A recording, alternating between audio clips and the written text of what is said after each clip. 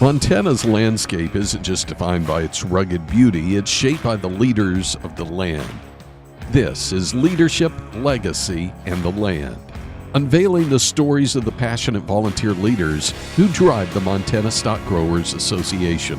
These cattlemen and women are more than just ranchers, they're trailblazers, preserving our heritage while building the future of Montana's beef cattle industry.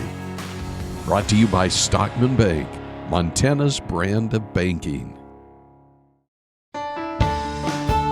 I'm Garrett Harshbarger. I'm a third-generation rancher. We're down here in Waterloo, Montana.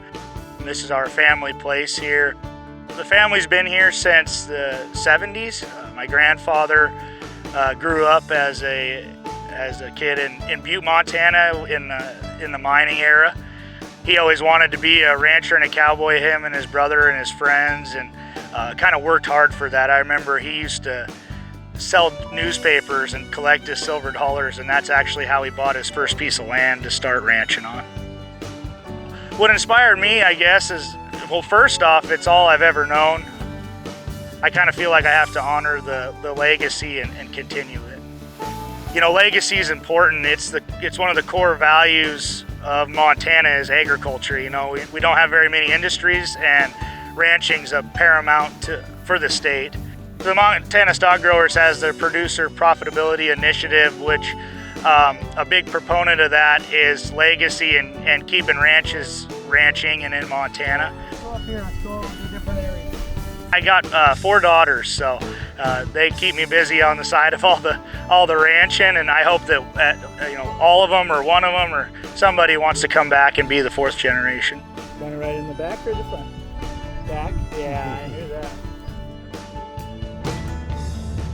I went to college and I was a ranch kid, and I was like, man, what can I do to be involved? I always liked being involved, whether it was 4-H, FFA, all those in high school. And so I started asking some of my friends that were around MSU, and they're like, oh, you should come to Young Stock Growers. And so I went, and I enjoyed the camaraderie and the people there and kind of what stock growers stood for. And so then when I graduated, there was no question about continuing my path in stock growers. Being a leader is important because if you don't step up, it goes to the next person, and if they don't step up, there's no one there to help direct the path of the industry. I started my fencing business, and then as I geared up to take over the ranch and come back, I realized that, you know, as a young guy wanting to grow the ranch and do it right, that you kind of had to have another business or another gig going in order to help fund that growth. And so I continued to pursue the fencing and other facets of that, and grew the business, and that's helped me to have the money to grow the ranch and make it more feasible for the next generation to be able to be here. Local small businesses is always important for these small communities, and them having somebody they can trust and that they know is going to be able to build a fence and they can rely on, they can call by name and be like, hey, this is what's up or that. You know, you can't get that from a large corporation, but you can from your local small businesses. One of my biggest drives since I've come back home was to, you know, keep improving the place. I've tried implementing different grazing practices and different farming practices kind of here on the place. I have a strong drive to grow the ranch. I don't want to just leave it the way it was. I want to build it and grow enough that the next generations can be here and be sustainable. Sustainability is having a ranch that can continue to run the number of head that's correct to be able to make a living and have a family here and be on it the way that it should be. You know, if you have too many cows, or you're doing too much on it and then you can't support it and it gets run down, or if you got, you know, too much money going out and not enough coming in, that's not sustainable either. So it's all a balance. You got to have everything balanced in a way that you can have this lifestyle but also, you know, make a living and be here.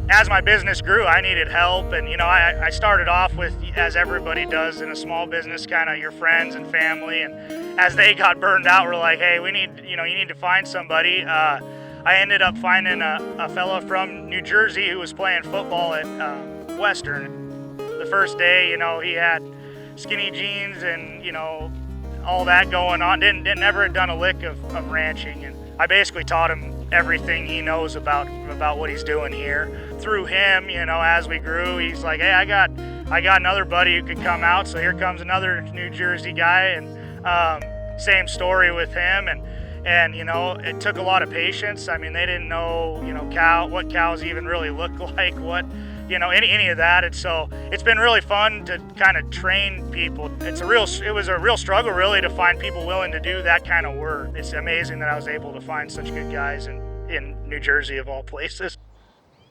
The biggest challenge that I see as a young producer here in Southwest Montana is just land values and outside pressure of folks moving in. I have a lot of friends that have moved here, and I do enjoy them, and there's nothing against them. It's just mostly that as they move here, land values go up, and so in this area, it's gone way above and beyond what you can make work ranching. The land values are just extremely high. The stock growers is focused on trying to help with the barriers to entry for incoming producers.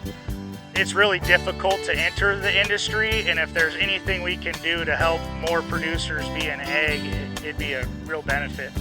My biggest hope is that, that ranches stay as one of the top industries in Montana, and that the next generation, not just the one upcoming, but multiple going forward, have the opportunity to continue ranching in Montana. It's important that all the facets of the industry have a unified voice. We got to have a strong voice, because at that level, whether it's at the state level or the national level, we won't be heard unless we can come in strong and get our point across and really make them focus on what the goals are for agriculture. I'm a Montana Stock Growers member because I believe that my generation needs to step up and be a bigger voice for agriculture in the state. Keeping Montana is paramount to the state.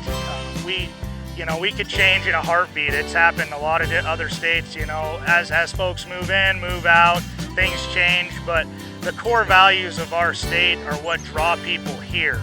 And it's important that we continue those values and keep Montana.